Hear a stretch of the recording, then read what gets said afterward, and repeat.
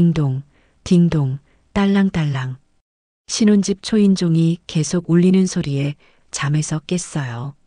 시계를 보니 오후 2시. 남편은 회사에 간 상태였고 저는 주말이라 늦잠을 자고 있었거든요. 인터폰 화면을 보는 순간 온몸에 소름이 돋았어요. 시어머니가 대형 캐리어 2개를 끌고 서 있는 거예요. 평상시보다 훨씬 단단한 표정으로 마치 전쟁을 치르러 온 사람처럼 말이에요. 문을 열자마자 며느리, 나 여기서 살란다는 한마디와 함께 짐을 질질 끌며 현관으로 들어오는 그 순간 제 새로운 삶이 송두리째 흔들리기 시작했어요. 제 이야기 시작하기 전에 구독과 좋아요는 정말 큰 힘이 됩니다. 안녕하세요. 저는 33살 은행원 김서연입니다. 그날은 정말 평범한 토요일 오후였어요. 결혼한 지 한 달 정도 됐을 때였는데 아직 혼인신고는 하지 않은 상태였거든요. 남편 민호가 좀 더 안정되면 하자고 해서 미뤄두고 있었어요. 인터폰에서 시어머니 얼굴을 본 순간 뭔가 심상치 않다는 걸 직감했어요. 평소에는 연락도 없이 갑자기 오시는 분이 아니거든요. 그런데 이상하게 큰 짐을 2개나 가지고 와 계신 거예요. 문을 열자마자 시어머니가 제 얼굴도 제대로 안 보시고 이렇게 말씀하시더라고요. 며느리, 내가 여기서 며칠 살아야겠어.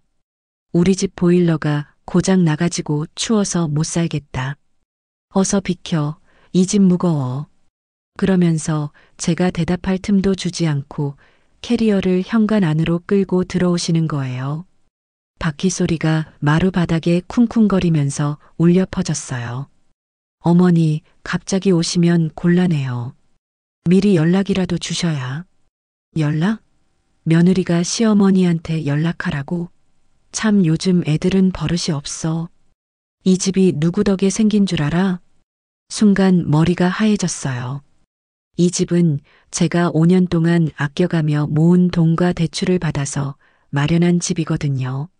남편과는 결혼 전부터 각자 재산은 따로 관리하기로 했었고 이 집도 제 단독 명의예요.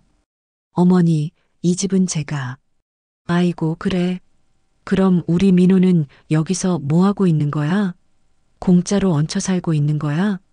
시어머니가 제 말을 끊으시면서 비웃듯이 웃으시더라고요. 그 웃음소리가 너무 차가워서 등골이 서늘했어요. 거실로 들어가시더니 소파에 털썩 앉으시면서 사방을 둘러보시는 거예요. 야, 집이 괜찮네. 우리 집보다 훨씬 좋고 2억은 줘야 할 것 같은데 며느리가 이런 집에 살면서 시어머니는 5층 다세대에서 고생하게 놔둬도 되나? 그 말을 들었을 때 정말 기가 막혔어요. 제가 언제 시어머니를 고생하게 놔뒀다고 하는 거죠? 결혼 전에도 명절마다 용돈 드렸고 결혼 후에도 매달 생활비를 보태드리고 있었거든요. 어머니, 저희가 매달 도움 드리고 있잖아요. 그까짓 것 가지고 도움이라고? 우리 민호 키운값 생각하면 그 정도는 기본이지. 내가 30년 동안 우리 아들 키워놓으니까 내가 고마운 줄 알아야 해. 시어머니가 점점 목소리를 높이시면서 화를 내기 시작하셨어요. 그리고 말이야, 며느리가 이렇게 좋은 집에 살면서 시어머니한테 인사도 제대로 안 와. 지난번에 우리 집 왔을 때도 얼굴이 찌푸려져 가지고 마치 더러운 데 온 것처럼 그러더라. 그런 게 아니에요, 어머니. 그런 게 아니긴 뭐가 아니야. 내가 다 봤다고. 그때 남편이 들어왔어요. 회사에서 급히 나온 것 같더라고요. 시어머니가 전화를 하신 모양이었어요. 어머니, 왜 갑자기 이러세요? 민호야, 너 와서 잘 됐다. 내 마누라 좀 봐. 시어머니가 며칠 좀 있겠다고 하는데 싫다는 투로 말해. 남편이 저를 쳐다보더라고요. 그 눈빛이 차가웠어요. 평소와는 전혀 다른 표정이었어요. 서연아, 어머니가 집이 추워서 며칠만 계신다고 하시는데 뭐가 문제야? 민호야, 그게 문제가 아니라 미리 얘기를 하시고. 미리 얘기? 가족인데 그런 게 어디 있어? 남편의 대답을 듣는 순간 가슴이 답답해졌어요. 결혼 전 민호는 우리 둘만의 공간을 소중히 하자고 했었거든요. 그런데 지금은 완전히 달라진 거예요. 사실 저는 어릴 때부터 이런 상황에 익숙했어요. 맞벌이 부모님 밑에서 자랐는데 친척 어른들이 저한테 하시는 말씀들이 다 비슷했거든요. 초등학교 4학년 때였나? 큰 고모가 우리 집에 오셨을 때 하신 말씀이 아직도 생생해요. 서연이 엄마 딸은 너무 똑똑하게 키우면 안 돼. 나중에 시집가서 고생해. 여자는 집안일 잘하고 순종적이어야 시댁에서 예뻐해 준다고. 그때 제가 저는 나중에 의사가 될 거예요 라고 했더니 큰 고모가 웃으시면서 이렇게 말씀하셨어요. 아이고, 이해봐. 의사? 여자가 의사 되면 누가 시집 와? 공부는 적당히 하고 요리나 배워. 남자들은 공부 잘하는 여자 안 좋아한다. 그런 말을 들을 때마다 제 마음속에 뭔가 단단한 것이 생겨났어요. 절대 그런 사람이 되지 말자. 내 능력으로 살아가자는 다짐 같은 거였죠. 중학교 때는 더 심했어요. 어머니가 늦게 들어오시는 날이면 제가 저녁을 해야 했거든요. 그런데 삼촌이 오셔서 보시고는 이런 말씀을 하시는 거예요. 서연이 참 기특하다. 여자애가 이래야 해. 우리 서연이는 나중에 좋은 데에 시집 가겠네. 왜 저만 밥을 해야 하는지 물어봤더니 삼촌이 당연하다는 표정으로 대답하시더라고요. 여자는 원래 그런 거야. 남자는 밖에 나가서 돈 벌고 여자는 집에서 살림하는 거지. 그게 자연의 순리라고. 그럼 저는 왜 공부해야 해요? 어차피 집에서만 있을 거면요. 아, 이 애가 벌써부터 말대꾸를 하네. 공부는 교양을 위해서 하는 거고 나중에 애들 가르치려면 필요하잖아. 그때부터 깨달았어요. 어른들이 말하는 여자의 공부와 남자의 공부는 완전히 다른 거라는 거요. 남자는 성공하기 위해서, 여자는 더 나은 아내가 되기 위해서. 고등학교 때는 진로 상담을 받으면서도 비슷한 경험을 했어요. 담임 선생님이 제 성적을 보시고 이렇게 말씀하시더라고요. 서연아, 성적이 좋으니까 좋은 대학 갈 수 있겠다. 그런데 전공은 신중히 선택해야 해. 의대나 법대 같은 건 여자에게는 좀 힘들어. 왜요, 선생님? 나중에 결혼하고 애 낳으면 일하기 어려워. 교대나 간호대가 어때? 여자에게 맞는 직업이고 나중에 결혼해서도 계속 일할 수 있어. 또 그런 소리였어요.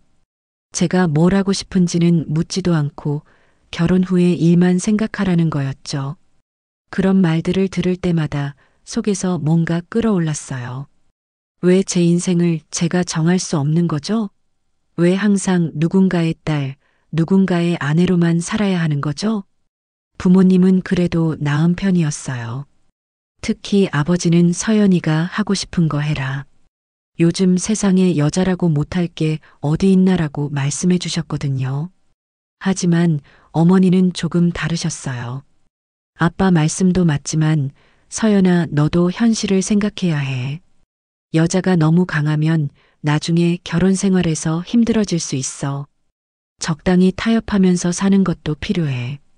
엄마, 그럼 엄마는 후회 안 해요? 엄마도 꿈이 있었잖아요. 어머니는 잠깐 멈칫하시더니 이렇게 말씀하셨어요. 후회 안 한다고 하면 거짓말이지. 하지만 엄마는 너를 낳고 키우는 게 더 소중했어. 그것도 나름대로 의미 있는 일이야. 그 말씀을 들으면서 생각했어요. 어머니는 저를 위해서 본인의 꿈을 포기하셨는데 저는 과연 그런 선택을 할 수 있을까? 그리고 그런 선택을 해야 하는 걸까? 그때부터 더욱 확실해진 제 신념이 있었어요. 절대 누구에게 기대지 않고 살겠다는 것. 제 힘으로 돈을 벌고, 제 힘으로 집을 사고, 제 인생은 제가 책임지겠다는 것. 그 신념이 저를 여기까지 이끌어왔어요. 그런데 지금 그 모든 것이 흔들리고 있었어요. 고등학교 졸업 후 대학에 진학했지만 등록금 때문에 아르바이트를 병행해야 했어요. 카페, 편의점, 과외까지 안 해본 일이 없을 정도였죠. 특히 카페에서 일할 때가 기억에 남아요. 20살이었는데 사장님이 중년 남성분이었거든요. 처음에는 괜찮았는데 시간이 지나면서 점점 이상한 말씀들을 하시기 시작했어요. 서연아, 너 참 예쁘게 생겼다. 공부보다는 일찍 좋은 사람 만나서 결혼하는 게 나을 것 같은데? 사장님, 저는 공부를 계속하고 싶어요. 공부를 왜 그렇게 열심히 해? 어차피 여자는 시집 가면 끝인데. 남자친구는 있어? 그런 질문을 받을 때마다 불편했지만 아르바이트를 그만둘 수도 없는 상황이었어요. 등록금을 스스로 벌어야 했거든요. 더 심한 건 손님들이었어요. 특히 나이 든 남성 손님들 중에는 저를 마치 서비스업 종사자라고 해서 함부로 대하는 분들이 있었어요. 아가씨, 미소가 부족해. 서비스업 하는 사람이 그렇게 딱딱하게 굴면 안 되지. 죄송합니다. 그리고 말이야, 요즘 여자애들은 너무 당당해. 겸손함이 없어. 나 같은 어른한테는 더 공손해야 하는 거 아니야? 그럴 때마다 입을 꾹 다물고 참았어요. 아르바이트비가 필요했으니까요. 하지만 마음속으로는 언젠가는 이런 상황에서 벗어나겠다고 다짐했어요. 대학교 4학년 때 은행 공채에 합격했을 때 정말 기뻤어요. 안정적인 직장을 얻은 거니까요. 그런데 입사 후에도 비슷한 일들이 계속 일어났어요. 입사 첫날 부장님이 신입사원들에게 오리엔테이션을 하시면서 이런 말씀을 하시더라고요. 여기 여직원들 많은데 결혼하면 그만둘 생각하지 마. 요즘 세상에 여자도 평생 일해야 해. 하지만 임신하면 눈치는 봐야지. 업무에 지장 주면 안 돼. 첫날부터 결혼과 임신에 대한 얘기를 듣다니. 남자 신입사원들한테는 그런 말씀 안 하시면서요. 몇 개월 후에는 더 직접적인 차별을 경험했어요.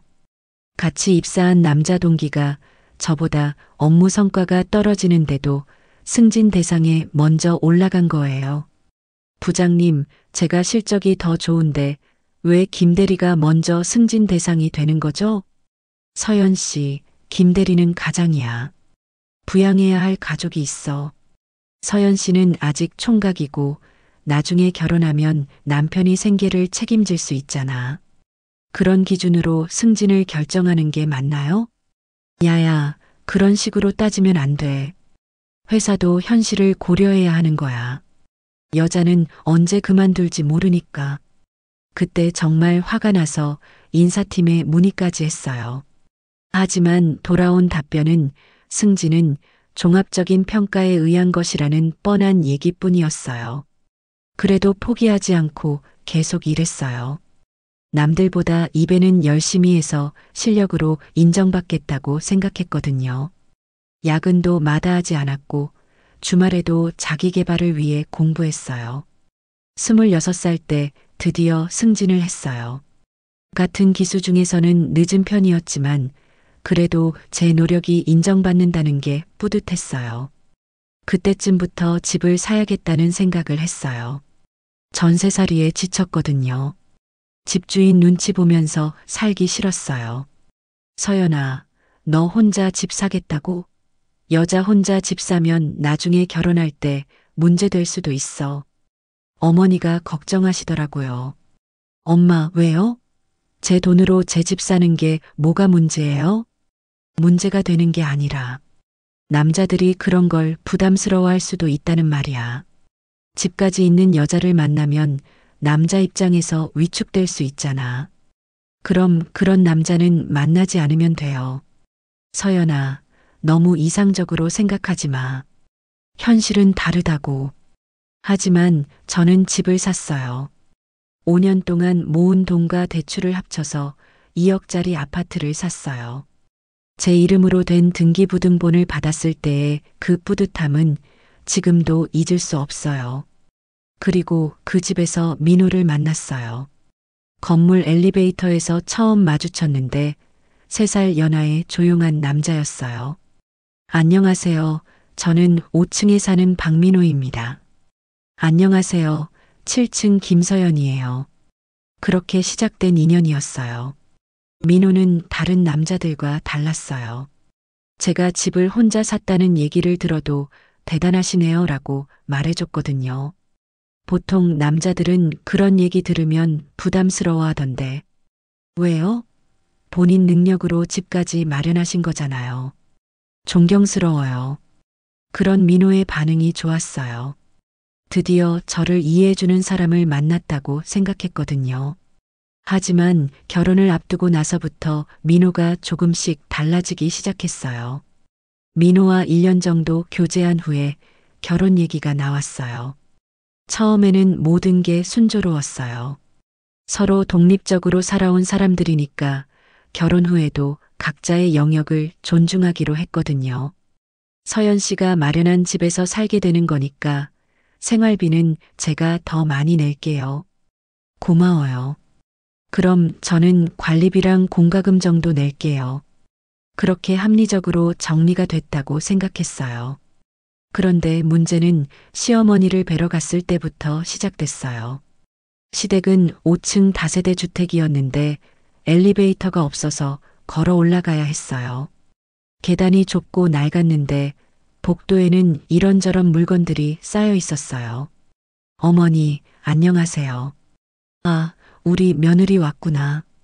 그런데 참 예쁘게 생겼네. 우리 민호가 복이 많아.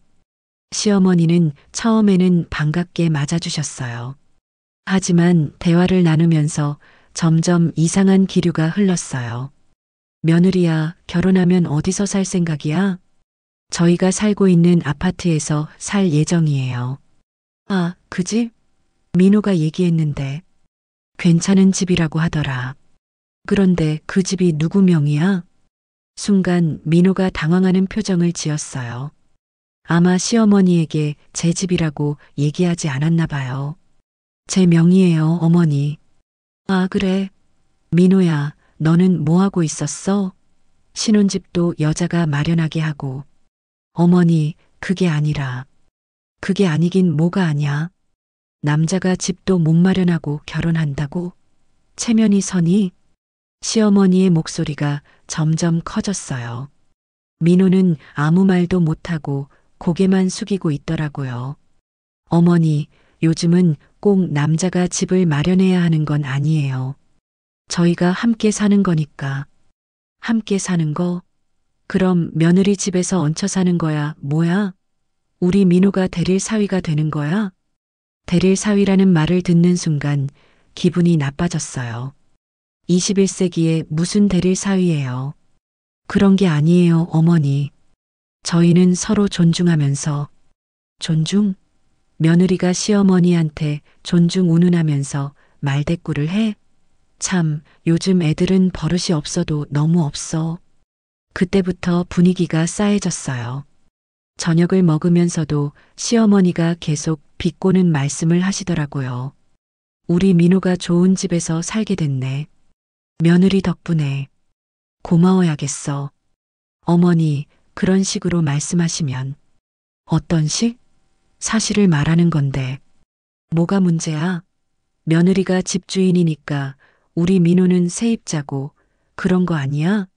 민호한테 도움을 요청하는 눈빛을 보냈지만 민호는 여전히 아무 말 안 했어요. 그게 가장 실망스러웠어요. 집에 돌아가는 길에 민호한테 물어봤어요. 왜 아무 말 안 했어요? 어머니가 그렇게 말씀하시는데. 서연 씨, 우리 어머니 성격이 좀 그래요. 나쁜 뜻은 아니고 그냥 걱정돼서 그런 거예요. 걱정이요? 그게 걱정하는 방식이에요?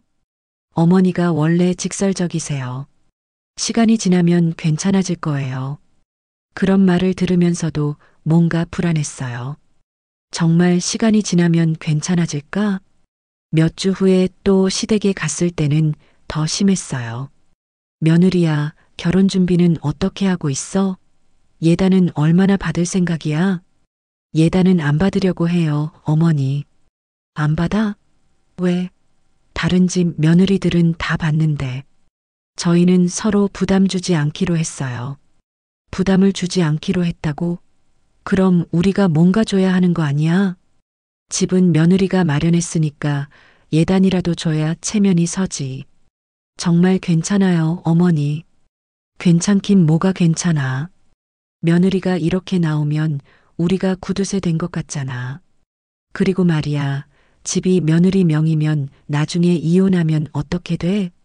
우리 민호는 쫓겨나는 거야? 이혼 얘기까지 나오니까 정말 기가 막혔어요. 어머니, 왜 갑자기 이혼 얘기를? 갑자기가 아니야. 요즘 이혼 많이 하잖아. 미리 생각해둬야 하는 거 아니야?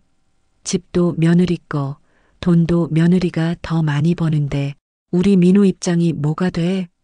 그때 민호가 처음으로 입을 열었어요. 어머니, 그런 말씀 그만하세요. 민호야, 너는 왜 이렇게 순진하니? 세상이 어떤 세상인데.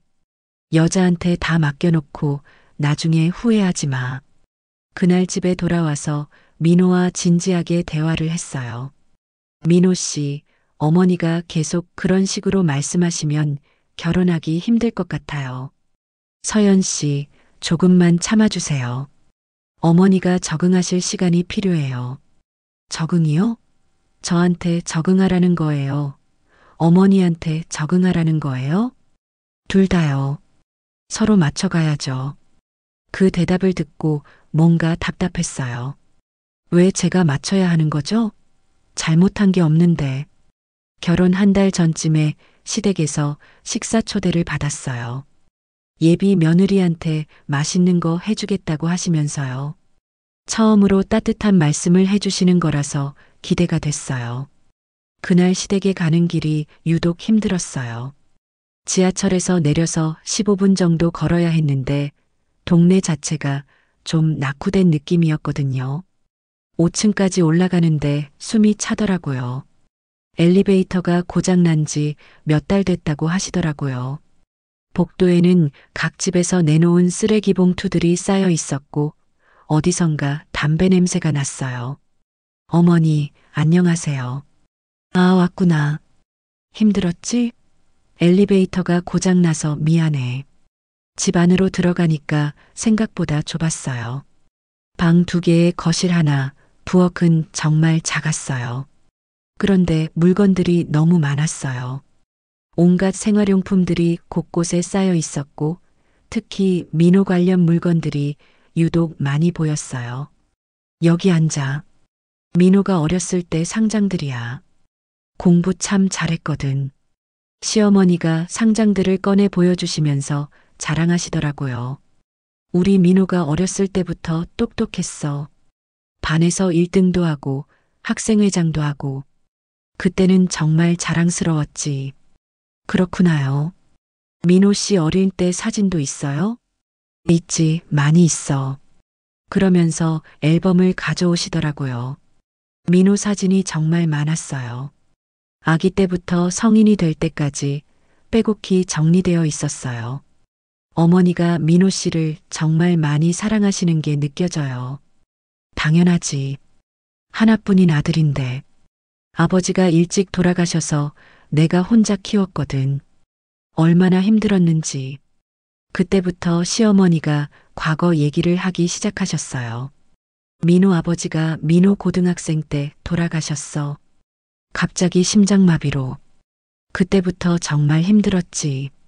생활비 벌려고 시장에서 장사도 하고 청소일도 하고 많이 힘드셨겠어요. 힘들긴 뭐가 힘들어. 우리 민호만 잘 키우면 되는 거지. 그래서 민호한테는 절대 돈 걱정시키지 않았어. 용돈도 넉넉하게 주고 과외비도 다 대주고. 그 말씀을 들으면서 시어머니의 마음을 이해할 수 있었어요. 혼자서 아들을 키우시느라 얼마나 고생하셨을까. 그런데 말이야, 며느리. 갑자기 시어머니 목소리가 달라졌어요. 우리 민호가 이제 결혼하잖아. 그런데 집은 며느리 것이고 돈도 며느리가 더 많이 벌고 나는 뭔가 찜찜해. 어머니, 왜 그런 생각을 하냐고? 당연한 거 아니야? 내가 30년 동안 정성으로 키운 아들이 며느리한테 의지해서 사는 거잖아. 시어머니의 표정이 점점 심각해졌어요. 며느리야, 솔직히 말해. 우리 민호 무시하고 있는 거 아니야? 그런 게 아니에요, 어머니. 그런 게 아니긴 뭐가 아냐. 집도 내 것, 돈도 내가 더 많이 벌어. 그럼 우리 민호는 뭐야? 거저 얹혀 사는 거야? 저희는 서로 도우면서 사는 거예요. 도우면서? 무엇을 도우면서? 며느리가 다 해주는데 민호가 뭘 도와? 시어머니가 점점 화를 내시기 시작했어요. 그리고 말이야, 여기 좀 봐. 시어머니가 창문 쪽을 가리키시더라고요. 우리 집이 이렇게 꾸져. 5층에 엘리베이터도 없고 집도 좁고 그런데 며느리는 좋은 아파트에서 살고 있어. 이게 말이 돼? 어머니, 시어머니가 이런 데서 고생하고 있는데 며느리는 편하게 살고 있다고. 양심상 어떻게 생각해? 그 말을 들었을 때 정말 당황했어요. 제가 뭘 잘못했다는 거죠? 어머니, 제가 뭘 어떻게 해드려야 할까요? 뭘 어떻게 해? 당연한 거 아니야? 시어머니를 모셔야지. 모신다는 게 같이 사는 거지, 뭐. 며느리가 그렇게 좋은 집에 살면서 시어머니 혼자 이런 데 놔두면 돼? 그때 깨달았어요. 시어머니의 진짜 목적이 뭔지. 처음부터 제 집에서 함께 살 생각이셨던 거예요. 어머니, 갑자기 그런 얘기를 하시면. 갑자기가 아니야. 내가 얼마나 많이 생각했는데. 며느리가 그런 집에서 사는데 시어머니만 따로 살면 말이 안 되잖아. 민호 씨와 상의를 해봐야. 민호는 내 아들이야. 당연히 어머니를 모시고 싶어 할 거야. 그런데 며느리가 싫어하니까 못하고 있는 거지. 그 순간 정말 답답했어요. 제가 나쁜 며느리가 되는 거예요. 민호가 일해서 돌아왔을 때 시어머니가 바로 얘기하시더라고요. 민호야, 엄마랑 며느리랑 얘기했는데 우리 같이 살면 어떨까? 어머니, 갑자기 무슨, 갑자기가 아니야. 며느리가 그렇게 좋은 집에 사는데 엄마 혼자 이런 데 놔두는 게 말이 돼? 민호가 저를 쳐다보더라고요. 그 눈빛에서 뭔가 기대하는 걸 느꼈어요. 서연 씨는 어떻게 생각해요? 그 질문을 받았을 때 정말 곤란했어요. 싫다고 하면 냉정한 며느리가 되는 거고, 좋다고 하면 제 생활이 엉망이 되는 거고, 글쎄요. 좀 갑작스러워서, 갑작스럽긴 뭐가 갑작스러워. 가족이 되면 당연한 거 아니야? 시어머니가 다시 화를 내시기 시작했어요. 그날 집에 돌아오는 길이 참 무거웠어요. 뭔가 큰일이 생길 것 같은 예감이 들었거든요. 그리고 정말로 그 예감이 맞았어요. 바로 그 일주일 후에 시어머니가 짐을 들고 나타나신 거였어요. 며느리야, 내가 며칠 있겠다고 했잖아. 집이 너무 추워서 못 살겠어. 어머니, 그래도 미리 연락이라도. 연락? 가족한테 무슨 연락이야? 그리고 우리 민호는 어디 갔어? 회사야? 시어머니가 제 대답도 기다리지 않고 거실로 들어가시더라고요. 집이 정말 좋네. 우리 집하고는 천지 차이야. 그러면서 이곳저곳을 둘러보시는 거예요. 마치 집을 평가하는 것 같았어요. 어머니, 정말 갑작스러워서 민호한테 연락해 볼게요. 민호한테 왜 연락해? 시어머니가 왔는데 무슨 연락이야? 그때 제 핸드폰이 울렸어요. 민호였어요. 서연아, 우리 어머니 같지? 네, 지금 계세요. 미안해. 갑자기 그러셔서 내가 지금 회사에서 나갈게. 전화를 끊고 보니까 시어머니가 제 얘기를 다 들으셨더라고요. 민호한테 뭐라고 했어? 오고 있다고 했어요. 뭔가 문제 있다는 투로 얘기했지? 내가 다 들었어. 그런 게 아니에요. 그런 게 아니긴 뭐가 아냐. 표정부터 싫다는 티가 팍팍 나더라. 시어머니 목소리가 점점 차가워졌어요. 며느리야, 솔직히 말해. 나 여기 있는 거 싫지? 어머니, 그런 게 아니라 갑작스러워서. 갑작스럽다고? 지난번에 이미 얘기했잖아. 갑작스럽긴 뭐가 갑작스러워. 그때 시어머니가 소파에 앉으시면서 제게 이렇게 말씀하시더라고요. 며느리야, 앉아. 우리 얘기 좀 해보자. 어쩔 수 없이 앉았어요. 시어머니 표정이 심상치 않았거든요. 며느리, 나한테 솔직히 말해봐. 우리 민호 어떻게 생각해? 좋은 사람이라고 생각해요. 좋은 사람? 그냥 좋은 사람? 남편으로서는 어때? 갑자기 그런 질문을 하시니까 당황스러웠어요. 좋은 남편이에요. 좋은 남편이면 왜 시어머니를 모시지 않으려고 해? 좋은 남편이면 어머니 고생하는 거 보고 가만히 있어야 해? 어머니, 그런 게 뭐야? 내가 우리 민호 30년 동안 키웠어. 30년 동안 혼자서 얼마나 고생했는지 알아? 시어머니 목소리가 점점 커졌어요. 그런데 며느리는 뭐야? 1년 사귄 게 전부잖아. 그런데 시어머니보다 며느리가 더 중요하다고? 그런 게 아니에요, 어머니. 그런 게 아니긴 뭐가 아냐. 우리 민호가 완전히 며느리 편만 들고 있어. 그때 민호가 들어왔어요. 평소보다 훨씬 일찍 왔더라고요. 어머니, 무슨 일이에요? 민호야, 잘 왔다. 내 마누라 좀 봐. 시어머니가 며칠 있겠다고 하니까 얼굴이 새파래져 가지고. 어머니, 어머니는 무슨 어머니야. 너도 마찬가지야.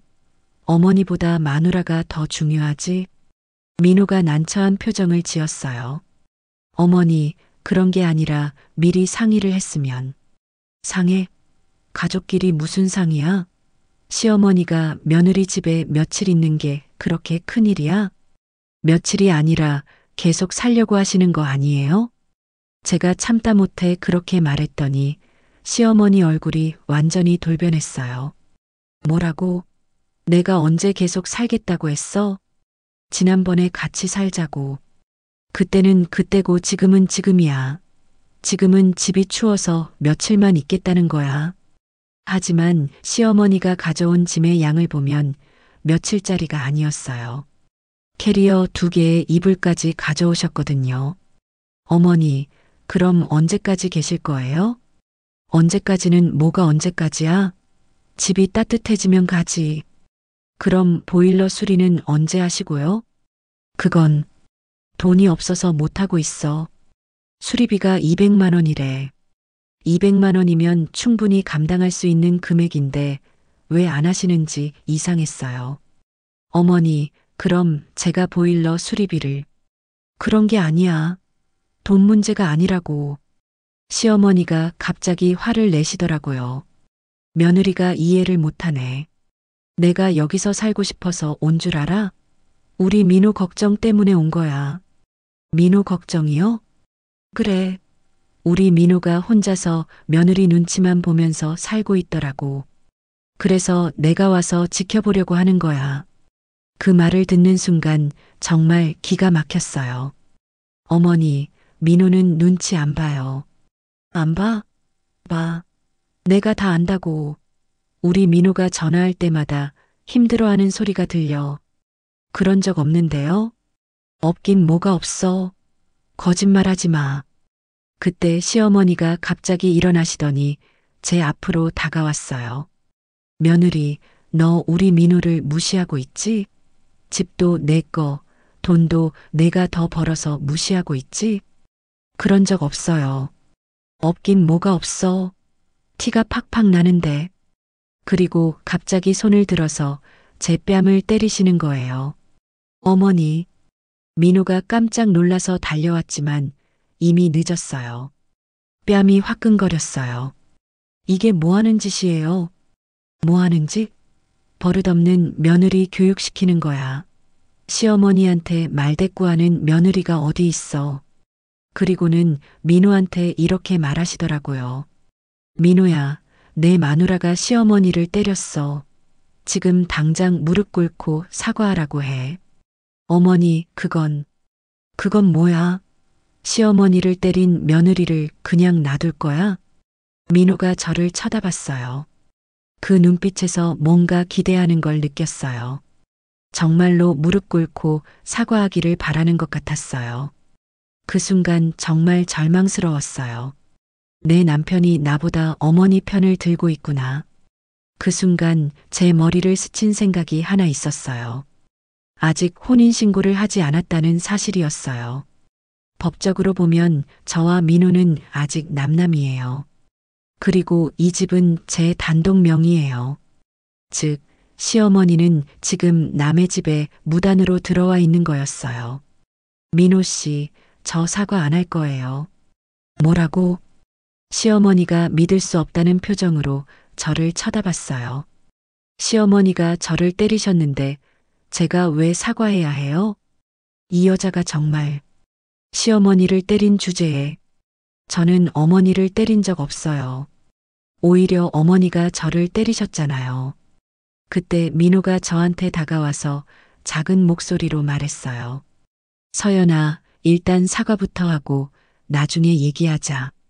사과요? 제가 뭘 잘못했다고 사과해요? 잘못한 게 없어도 일단 어른한테. 어른이면 다 돼요? 사람을 때려놓고? 민호 표정이 당황스러워졌어요. 아마 제가 이렇게 강하게 나올 줄 예상 못했나 봐요. 서연아, 목소리 좀 낮춰. 왜 제가 목소리를 낮춰야 해요? 제가 피해자인데? 시어머니가 그 모습을 보시고 더 화가 나셨나 봐요. 봐, 민호야. 내 마누라가 어떤 애인지 이제 알겠지? 시어머니한테 이런 식으로 나오는 애야. 어머니, 진정하세요. 진정은 무슨 진정이야. 이런 며느리를 어떻게 참아. 그리고는 저한테 이렇게 말씀하시더라고요. 며느리, 너 정말 뻔뻔하다. 이 집이 내 집이라고 해서 시어머니한테 이런 식으로 나와? 네, 맞아요. 이 집은 제 집이에요. 제 집이긴 뭐가 제 집이야. 너희가 결혼하면 부부 공동 재산이 되는 거 아니야?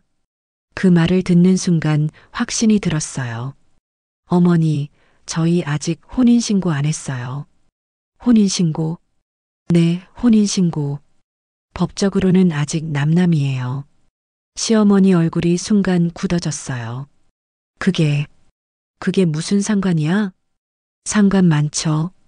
지금 어머니는 남의 집에 무단으로 들어와 계시는 거예요. 남의 집이 뭔 남의 집이야. 우리 민호가 살고 있는데 민호 씨도 제 허락을 받고 살고 있는 거예요. 이 집 주인은 저예요. 그때 민호가 제 팔을 잡았어요. 서연아, 너무 나가지 마. 나간다고요? 저는 사실을 말하는 거예요. 사실이라고 해도 민호 씨도 마찬가지예요. 이 집에 살고 싶으면 제 허락을 받아야 해요. 민호 얼굴이 새하얘졌어요. 서연아, 지금 뭐 하는 거야? 저는 제 권리를 주장하는 거예요. 이 집은 제 집이고 여기서 누가 살지 결정하는 건 저예요. 시어머니가 그 말을 듣고 완전히 돌아버리신 것 같았어요. 이 여자가 정말 우리 민호를 쫓아내겠다는 거야? 쫓아낸다는 게 아니라 규칙을 정하자는 거예요. 규칙? 무슨 규칙? 첫째, 이 집에서는 저에게 함부로 하시면 안 돼요. 둘째, 제 허락 없이는 아무도 이 집에 들어올 수 없어요. 허락? 시어머니가 며느리한테 허락을 받아야 해? 네, 받으셔야 해요. 법적으로 저는 어머니의 며느리가 아니에요. 그 순간 거실이 조용해졌어요. 시어머니도 민호도 아무 말이 없었어요. 그때 저는 이미 마음을 정했어요. 이런 식으로 살 수는 없다고. 그리고 어머니, 지금 당장 나가세요. 뭐라고? 이 집에서 나가세요. 제가 들어오라고 한 적 없어요. 이 여자가 정말 시어머니를 쫓아내겠다는 거야? 쫓아내는 게 아니라 들어오지 말라는 거예요. 민호가 제 앞을 막아섰어요. 서연아, 그만해. 너무 심하잖아. 심하다고요? 저를 때려놓고 사과하라고 하는 게 심한 거 아니에요? 그래도 어른인데 어른이라고 해서 폭력을 행사해도 되는 거예요? 그때 저는 핸드폰을 꺼냈어요. 뭐 하려고? 경찰에 신고할 거예요. 경찰에 신고한다고? 시어머니 목소리가 떨렸어요. 아마 설마 정말 경찰을 부를 줄은 생각 못 하셨나 봐요. 네, 신고할 거예요. 무단 침입이랑 폭행으로. 무단 침입? 며느리 집에 와서 무단 침입이 뭔 무단 침입이야. 어머니, 저희 혼인신고 안 했다고 말씀드렸잖아요. 법적으로는 남남이에요. 민호가 급하게 제 핸드폰을 빼앗으려고 했어요. 서연아, 진정해. 경찰까지 부르면 너무 심하잖아. 심한 건 어머니예요. 사람을 때려놓고 실수로 그런 거잖아. 실수요? 어머니가 실수로 제 뺨을 때렸다고요? 그때 시어머니가 다시 화를 내시기 시작했어요. 야, 이 여자야. 시어머니를 고소하겠다는 거야? 네, 고소할 거예요. 당연하죠. 정말로 112에 전화를 걸었어요. 여보세요, 경찰서인가요? 신고할 게 있어서 전화했습니다. 전화기 너머로 경찰관의 목소리가 들렸어요. 네, 어떤 일이시죠? 집에 무단 침입한 사람이 있고 저를 폭행했어요. 지금 그 사람이 거기 있나요? 네, 있어요. 알겠습니다. 주소 말씀해 주세요. 주소를 알려드리고 전화를 끊었어요. 시어머니와 민호가 믿을 수 없다는 표정으로 저를 쳐다봤어요. 서연아, 정말 경찰을 불렀어? 네, 불렀어요. 미쳤어? 가족 일을 경찰에 신고해? 가족이 아니라고 했잖아요. 아직 혼인신고 안 했으니까. 시어머니가 그때서야 상황을 이해하신 것 같았어요. 그럼 정말 우리가 남이라는 거야? 법적으로는 그렇죠. 법적으로는 그렇다고? 그럼 결혼식은 뭐야? 장난이야? 결혼식은 했지만 혼인신고는 안 했어요. 그래서 법적으로는 효력이 없어요. 민호가 당황해서 물어봤어요. 서연아, 왜 혼인신고를 안 한 거야? 우리 하기로 했잖아. 민호 씨가 미루자고 했잖아요. 좀 더 안정되면 하자고. 그건 민호가 말을 못하고 있을 때 초인종이 울렸어요. 경찰이 온 거였어요. 경찰입니다. 인터폰으로 확인하고 문을 열어줬어요. 경찰관 두 분이 들어오셨어요. 신고하신 분이세요? 네, 맞습니다. 상황 설명 좀 해주세요. 제가 차근차근 설명했어요. 시어머니가 허락 없이 들어와서 저를 때렸다고. 그분이 시어머니라고 하셨는데 결혼하신 건가요? 결혼식은 했지만 혼인신고는 안 했습니다. 경찰관이 좀 의외라는 표정을 지었어요. 아, 그럼 법적으로는 결혼이 안 된 상태네요? 네, 맞습니다. 이 집이 누구 명의예요? 제 명의입니다.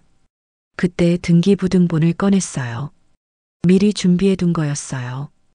여기 보시면 제 이름으로 되어 있어요. 경찰관이 등기부등본을 확인하시더니 시어머니한테 물어봤어요. 어르신, 이 집이 며느리 분 명의라고 하는데 들어올 때 허락받으셨나요? 허락? 며느리 집인데 무슨 허락이야. 하지만 법적으로는 며느리가 아니시잖아요. 혼인신고가 안 되어 있으니까. 그게 뭔 상관이야. 경찰관이 차분하게 설명해 주셨어요. 어르신, 혼인신고가 안 되어 있으면 법적으로는 남남입니다. 그리고 이 집이 이분 명의라면 집주인 허락 없이 들어오시면 주거침입죄가 될 수 있어요. 주거침입죄? 네, 그리고 폭행도 하셨다고 하니. 시어머니가 그제서야 당황하기 시작하셨어요. 경찰관님, 이 여자가. 아니, 이분이 거짓말하는 거예요. 내가 언제 때렸어요? 그때 제가 뺨을 가리켰어요. 아직 빨갛게 자국이 남아 있었거든요. 여기 보세요. 손자국이 남아 있어요. 경찰관이 확인하시더니 시어머니한테 말씀하셨어요. 어르신, 이거 어떻게 설명하실 건가요? 그건, 그건 실수였어요. 실수로 뺨을 때리셨다고요? 아니, 그게 아니라 며느리가 말대꾸를 해서 화가 나셔도 폭행은 안 되죠. 그때 민호가 나섰어요. 경찰관님, 가족 간에 생긴 일인데 이렇게까지 할 필요 있나요? 가족이라고 하셨는데 혼인신고가 안 되어 있으면 법적으로는 가족이 아닙니다.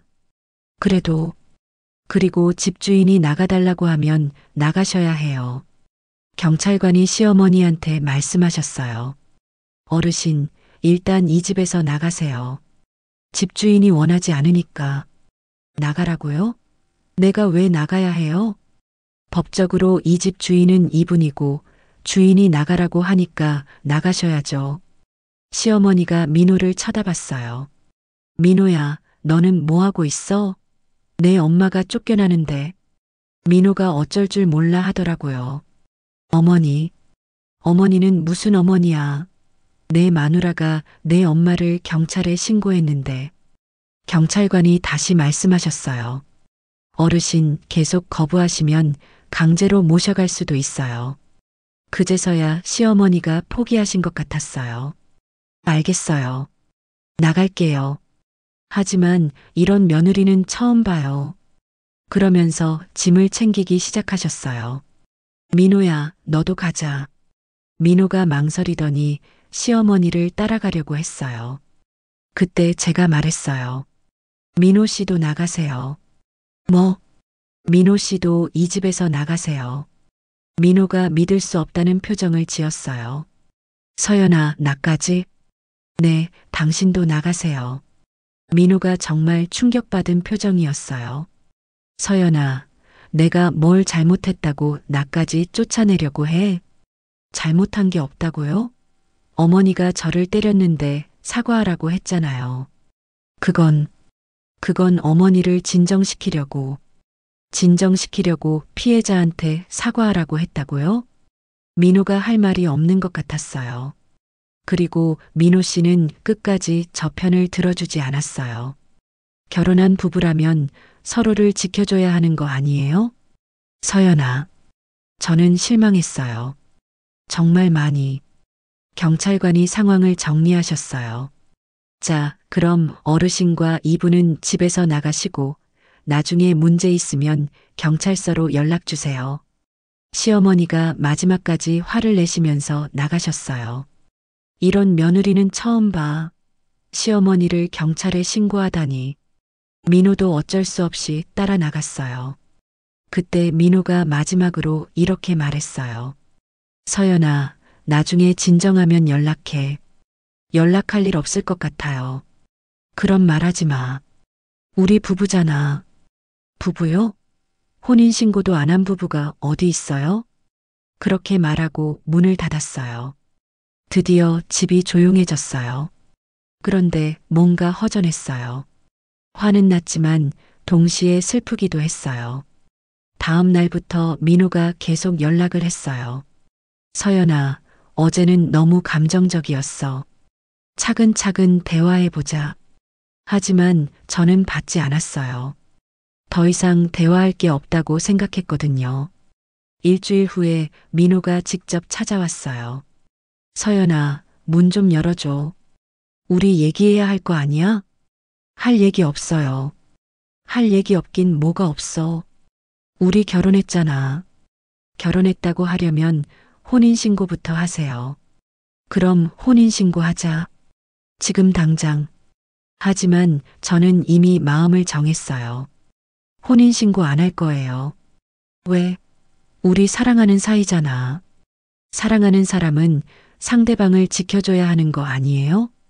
민호가 한참 문 앞에서 기다렸지만 결국 돌아갔어요.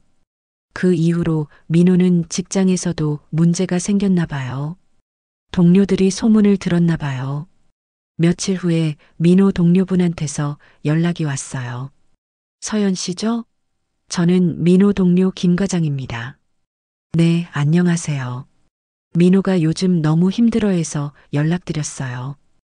회사에서도 집중을 못하고, 그게 제 탓인가요? 그런 게 아니라, 부부싸움은 칼로 물베기라고 너무 오래 끌지 마세요. 부부싸움이 아니에요. 저희 부부가 아니거든요. 네, 결혼하신 거 아니에요? 혼인신고 안 했어요. 그분도 놀라시더라고요. 그럼 법적으로는 네, 남남이에요. 그 이후로 민호 주변 사람들 사이에 소문이 퍼진 것 같아요. 결혼식은 했는데 혼인신고는 안 해서 쫓겨났다는 소문이요. 한 달 후에 시어머니한테서 연락이 왔어요. 며느리야. 아니, 서연 씨. 처음으로 제 이름을 불러주시더라고요. 우리 민호가 너무 힘들어해. 좀 봐주면 안 될까? 어머니, 저는 이미 결정했어요. 그래도 서연 씨도 우리 민호 좋아했잖아. 좋아했죠. 과거형이에요. 과거형? 그럼 이제 정말 끝이라는 거야? 네, 끝이에요. 시어머니가 한숨을 쉬시더라고요. 내가 너무 심했나? 그때서야 사과의 말씀을 하시는 것 같았어요. 어머니, 사과는 그때 했어야 하는 거였어요. 지금이라도 늦었어요. 그리고 전화를 끊었어요. 사실 그때가 가장 힘들었어요. 화는 났지만 외롭기도 했거든요. 1년 넘게 함께 살았던 사람들이니까. 하지만 후회하지는 않았어요. 제가 옳은 일을 했다고 생각했거든요. 2달 후에 민호가 마지막으로 연락했어요. 서연아, 정말 마지막이야. 우리 다시 시작할 수 없을까? 없어요. 왜? 내가 뭘 그렇게 잘못했다고? 민호 씨는 끝까지 모르시는구나. 뭘 몰라? 사랑하는 사람을 지키는 게 뭔지 몰라요. 나도 사랑해. 사랑한다면서 어머니가 저를 때렸을 때 왜 못 말렸어요? 사랑한다면서 왜 저한테 사과하라고 했어요? 민호가 할 말이 없었나 봐요. 한참 조용하더니 이렇게 말했어요. 그럼 정말 끝인 거야? 네, 끝이에요. 그게 민호와의 마지막 통화였어요. 민호와 헤어진 후 몇 달간은 정말 힘들었어요. 외롭기도 했고 내가 너무 심했나 하는 생각도 들었거든요. 특히 주변 사람들 반응이 다양했어요. 어떤 분들은 잘했다고 하셨고 어떤 분들은 너무 심하다고 하셨어요. 서연아, 그래도 가족인데 경찰까지 부르는 건 좀 심했지 않나? 직장 선배 한 분이 그런 말씀을 하셨어요. 선배님, 가족이라고 해서 폭력이 용서되는 건가요? 폭력이야 안 되지만. 시어머니잖아. 좀 참을 수도 있었을 텐데. 왜 제가 참아야 해요? 그게 며느리니까. 며느리라서 맞아도 참아야 한다는 거예요? 선배님이 할 말이 없으셨나 봐요. 하지만 부모님은 저를 지지해 주셨어요. 서연아, 잘했어. 그런 식으로 살면 안 돼. 아버지가 그렇게 말씀해 주셨어요. 아빠, 저 너무 심했나요? 심하긴 뭐가 심해. 너를 때린 사람한테 사과하라니 말이 되나? 어머니도 마찬가지였어요. 서연아, 엄마도 결혼 초에 시어머니 때문에 고생 많이 했어. 그런데 그때는 이혼도 쉽지 않고 여자 혼자 살기도 어려웠거든. 하지만 지금은 달라. 너는 내 힘으로 살 수 있잖아. 엄마 고생 많으셨죠? 많이 했지. 하지만 엄마는 참고 살았어. 그런데 너까지 그렇게 살 필요는 없어. 시대가 바뀌었는데. 그런 말씀들을 들으면서 제 결정이 옳았다는 확신이 들었어요. 6개월 정도 지나서 마음이 많이 정리됐어요. 그때부터 새로운 계획을 세우기 시작했어요. 먼저 집을 조금 리모델링 했어요. 민호와 함께 살았던 흔적들을 지우고 싶었거든요. 언니, 혼자 살기에는 너무 큰 집 아니에요? 동생이 놀러와서 그런 말을 했어요. 큰 게 좋아. 여유 공간이 있으니까 마음도 편해. 그래도 관리비 많이 나올 텐데. 내가 벌어서 낼 수 있어. 동생이 웃으면서 말했어요. 언니 정말 강해졌네. 예전에는 이런 말 못했을 텐데.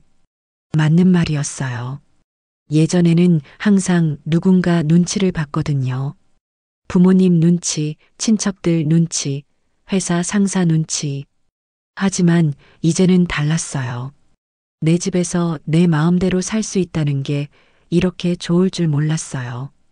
1년 후에는 승진도 했어요. 그동안 열심히 일한 보람이 있었죠. 서연 씨, 축하합니다. 이번 승진 정말 잘 받으셨어요. 부장님이 축하해 주셨어요. 감사합니다. 그런데 개인적인 얘기지만 결혼 계획은 없으세요? 나이도 있고 하니까. 또 그런 얘기였어요. 하지만 예전처럼 위축되지 않았어요. 당분간은 없습니다. 지금이 좋거든요. 그래도 여자는 결혼해야 완전해지는 거 아니에요? 저는 지금도 완전해요. 부장님이 당황하시더라고요. 아마 제가 이렇게 단호하게 대답할 줄 예상 못 하셨나 봐요. 2년이 지난 지금 저는 정말 만족스러운 삶을 살고 있어요. 주말에는 취미 생활도 하고 친구들과 여행도 가고 부모님께 안부도 자주 드려요. 특히 노동 상담 봉사활동을 시작했어요. 저와 비슷한 상황에 있는 여성들을 도와주는 일이에요. 선생님, 시어머니가 저를 계속 무시해요. 어떻게 하면 좋을까요? 먼저 본인의 권리가 뭔지 정확히 아셔야 해요. 그리고 그 권리를 지키기 위해서 무엇을 할 수 있는지 알아야 하고요. 그런 상담을 하면서 깨닫는 게 아직도 많은 여성들이 저처럼 참고 살고 있다는 거예요. 선생님, 그래도 가족인데. 가족이라고 해서 폭력이나 차별이 정당화되는 건 아니에요.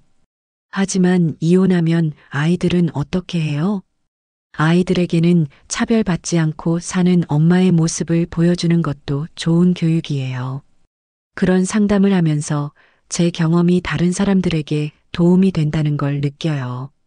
가끔 민호 소식을 들을 때가 있어요. 아직 결혼 안 했다고 하더라고요. 시어머니는 여전히 5층 집에서 혼자 사신다고 해요. 안쓰럽긴 하지만 그것도 본인들이 선택한 길이에요. 저는 이 경험을 통해서 많은 걸 배웠어요. 첫째, 차별을 견디며 살 필요는 없다는 것.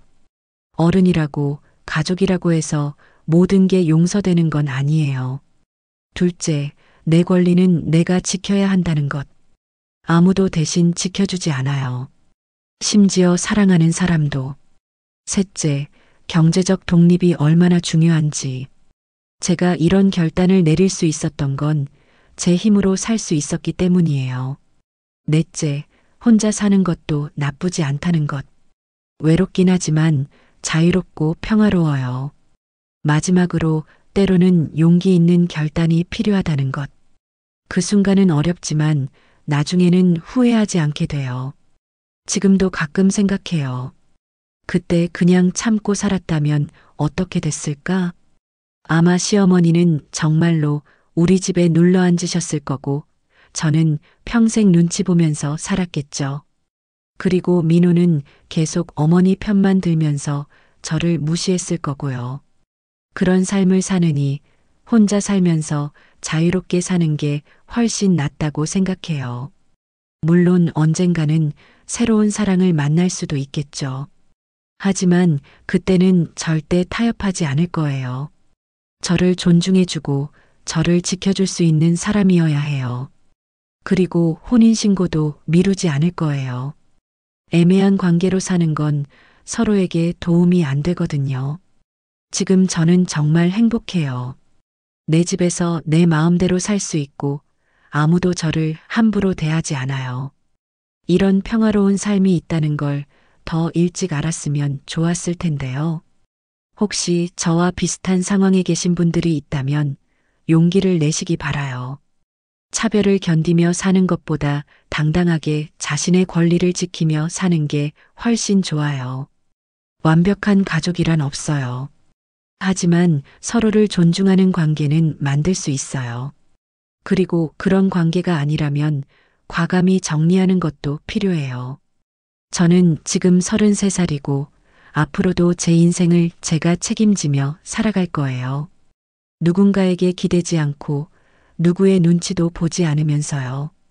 그리고 만약 다시 사랑하는 사람을 만나게 된다면 그때는 서로를 지켜줄 수 있는 진짜 파트너가 되고 싶어요.